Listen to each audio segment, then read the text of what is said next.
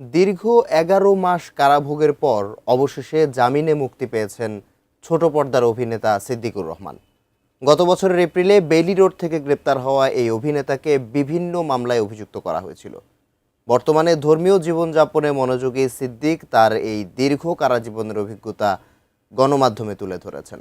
বিস্তারিত জানাচ্ছেন মেহেদি হাসান।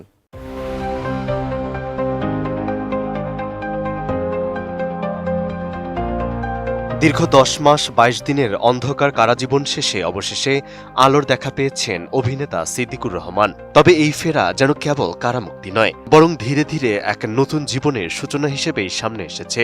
দাড়ি রাখা চেহারায় মুক্তির পর তিনি জানান তার জীবনের মোড় এখন ইসলামের পথেই ঘুরে গেছে।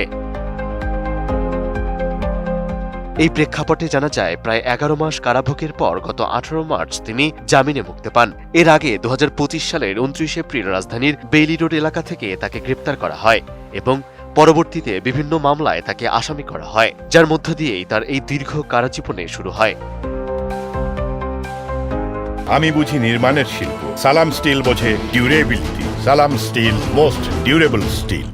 মুক্তির পর গণমাধ্যমে দেয়া বক্তব্যে সিদ্দিক জানান কারাগারের সময়টিকে তিনি নিজের পরিবর্তনের একটি গুরুত্বপূর্ণ সুযোগ হিসেবেই দেখছেন। সেখানে নিয়মিত কুরআন তিলাওয়াত এবং ৫ ওয়াক্ত নামাজ আদায়ের মাধ্যমে ধীরে ধীরে ধর্মীয় অনুশাসনে অভ্যস্ত হয়ে ওঠেন তিনি। তার ভাষায় এই সময় আল্লাহ তাআলা তাকে ভেতর থেকে বদলে দিয়েছেন এবং নতুনভাবে ভাবতে শিখিয়েছেন।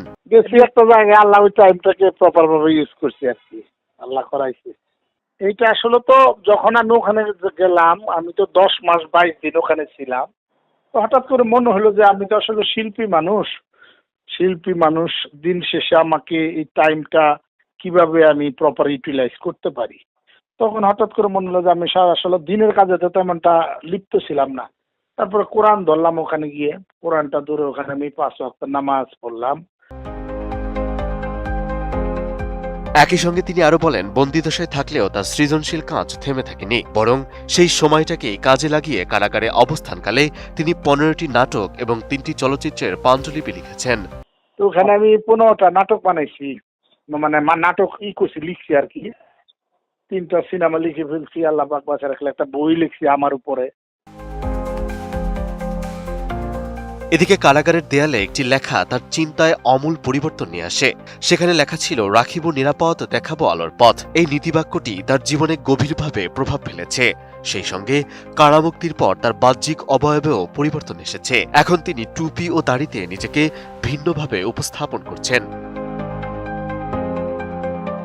অন্যদিকে বর্তমানে তিনি পরিবারের সঙ্গে নিভৃতে সময় কাটাচ্ছেন এবং ধীরে ধীরে নিজেকে গুছিয়ে নেওয়ার চেষ্টা করছেন। তবে একই সঙ্গে তার বিরুদ্ধে এখনো ২টি মামলা চলমান রয়েছে বলে জানা গেছে। এর আগে বৈষম্য বিরোধী ছাত্র আন্দোলনের সময় একটি হত্যা মামলায় তাকে গ্রেপ্তার দেখানো হয়েছিল। অভিযোগ অনুযায়ী ওই আন্দোলনের সময় গুলিবিদ্ধ হয়ে এক ব্যক্তির মৃত্যু হয় এবং সেই ঘটনার জেরে এই মামলা দায়ের করা হয়, যা এখনো বিচারাধীন রয়েছে।